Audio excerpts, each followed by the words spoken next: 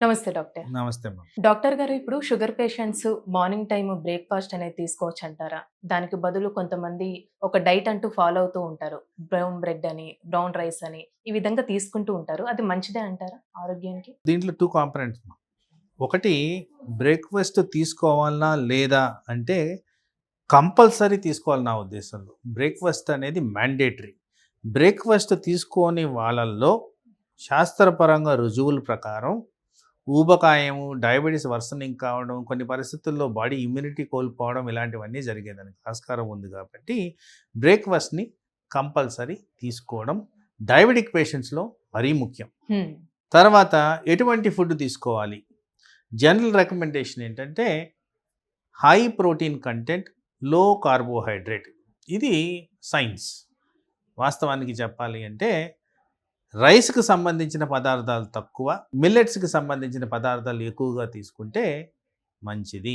హ్మ్. అయితే దీన్ని సులువుగా అర్థం చేసుకోవడానికి ఏం చేయాలంటే మనం జనరల్గా తీసుకునేది ఇడ్లీ, దోశ. ఇవి ఎక్కువగా ఫ్రీక్వెంట్గా గమనిస్తుంటాం. అవును. దాని బదులు పెసరట్టు, రాగులు, సజ్జలు, జొన్నలతో తయారు చేసిన బ్రేక్ఫాస్ట్, దోశలు ఏ విధంగా కావాలంటే ఆ విధంగా చేసుకొని తినండి. ఇది ముఖ్యం. తర్వాత జనరల్ రికమెండేషన్ నేను నా పర్సనల్గా రికమెండ్ చేసేది మొలకలు. హ్మ్. మొలకలు అన్ని విధాల ఎన్ని రకాలు అయినా కానీ మంచివి. కడుపును నింపుతాయి, విటమిన్స్ ఉంటాయి, వెజిటబుల్ సోర్స్ ఉంటుంది, ఫైబర్ ఉంటుంది. అందుకోసం అవి మంచివి. అదేవిధంగా నట్స్. ఈ నట్స్లో కూడా నేను నార్మల్గా రికమెండ్ చేసేది ఒకటి బాదం పప్పు, రెండోది వాల్నట్. ఈ రెండిట్లో కూడా పోషకాహారాల విలువలు ఉండేవి ఎక్కువగా ఉంటాయి, పర్టికులర్గా trace elements and good fatty acids కూడా దీంట్లో ఉంటాయి కాబట్టి ఈ రెండు రికమెండ్ చేస్తాను. హ్మ్. తర్వాత ఎవరైతే తినగలుగుతారో వాళ్ళల్లో మిల్క్ అండ్ ఎగ్ ఇవన్నీ good sources of friendly protein to the body. ఇలాంటివి తీసుకుంటే బ్రేక్ఫాస్ట్ సంపూర్ణంగా ఉండాలి. ప్లస్ ఇలా బ్రేక్ఫాస్ట్ తీసుకున్నందువల్ల మధ్యాహ్నం త్వరగా ఆకలి వేయదు. అలాగే క్యాలరీ కెపాసిటీ కూడా న్యూట్రలైజ్ అవుద్ది. ప్రోటీన్ కంటెంట్ ఎక్కువగా ఉంది కాబట్టి బాడీకి ఫ్రెండ్లీ విధంగా పనిచేస్తుంది.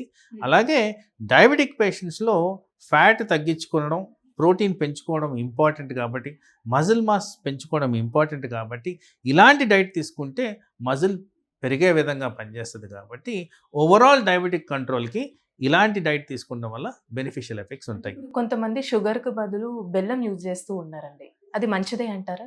Diabetes patients. తీపి పదార్థాలు ఏవైనా హానికరమే. ఓకే. బెల్లం కూడా తీపి పదార్థమే. హ్మ్. అది కూడా షుగర్ కేన్ నుంచి వచ్చే డెరివేటివే. అందుకోసం దాన్ని అవాయిడ్ చేయండి. బెల్లమే కాదు, ఆ తేనె కూడా అవాయిడ్ చేయండి. అలాంటి తీపి పదార్థాలు తినడం కరెక్ట్ కాదు. డాక్టర్ గారు ఇప్పుడు నట్స్ అని చెప్పారు.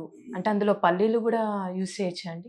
డయాబెటిక్ పేషెంట్స్లో కొలెస్ట్రాల్ అనేది అబ్నార్మల్గా ఉండేదానికి ఎక్కువ శాతం, హ్మ్.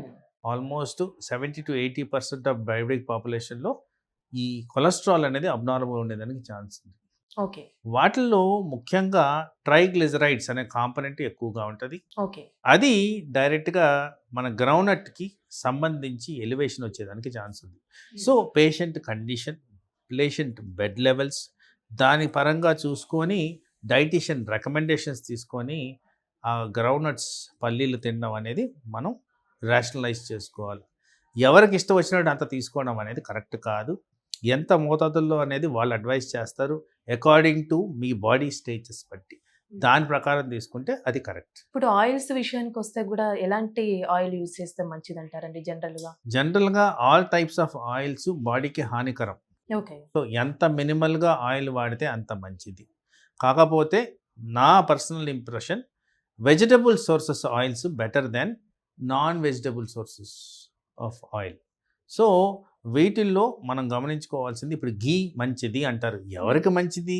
ఎవరికైతే ఈ కొలెస్ట్రాల్ అదుపులో ఉంటుందో వాళ్ళకి మంచిది. ప్రతి ఒక్కరూ ఘీ తినేస్తే కొలెస్ట్రాల్ డెఫినెట్గా పెరుగుద్ది. అలా కాకుండా మీ కొలెస్ట్రాల్ చెక్ చేసుకొని మీకున్న వివిధ రకాల అవయాల ఎఫెక్ట్స్ గమనించుకొని అవసరమైన చోట ఎక్స్పర్ట్ని మీ డాక్టర్ని ఇన్వాల్వ్ చేసి ఆ అడ్వైజెస్ తీసుకొని అప్పుడు తీసుకుంటే అది కరెక్ట్ పద్ధతి. అలా చేయడం వల్ల అది బాడీకి హాని కలగకుండా చేస్తుంది. Okay doctor. Thank you so much అండి. నమస్తే. థాంక్ యూ అండి.